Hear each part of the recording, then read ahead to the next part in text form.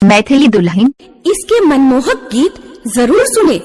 यदि अच्छा लगा तो चैनल सब्सक्राइब जरूर करें। मैथिली दुल्हन आ गया।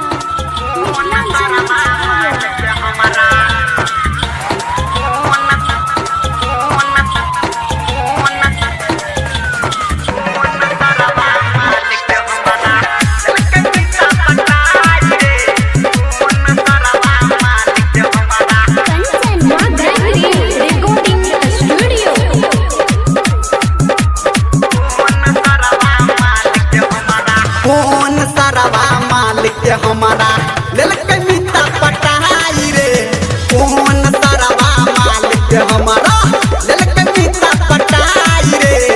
दोसरा से ऊ प्यार करे छै, दोसरा से ऊ प्यार करे छै, हमारा संगे लड़ाई रे। कौन सरवा मालिक हमारा ललका मीठा पटाई रे, कौन सरवा मालिक हमारा ललका मीठा पटाई रे।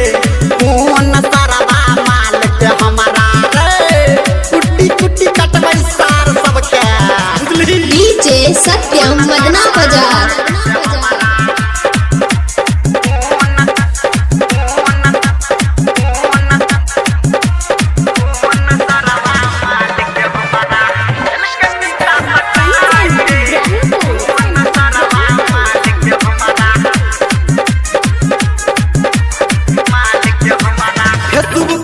सबसे ऊ हमारा कहतल कहीं ब्लॉगर रे,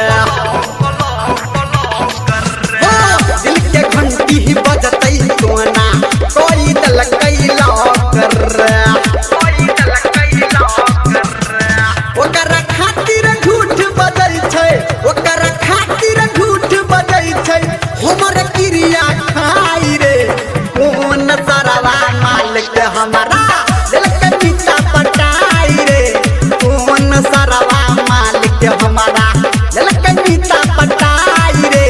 कौन सरवा मालिक हमारा रे, बुझल छ तोरा सबके बोल। कौन सरवा मालिक हमारा,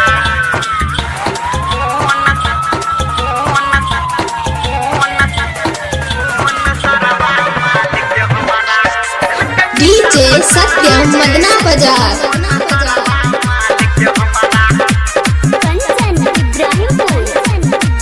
अभी आप सुन रहे हैं सावरिया म्यूजिक। टेंशन से फाटा माथा सुन के वो करबा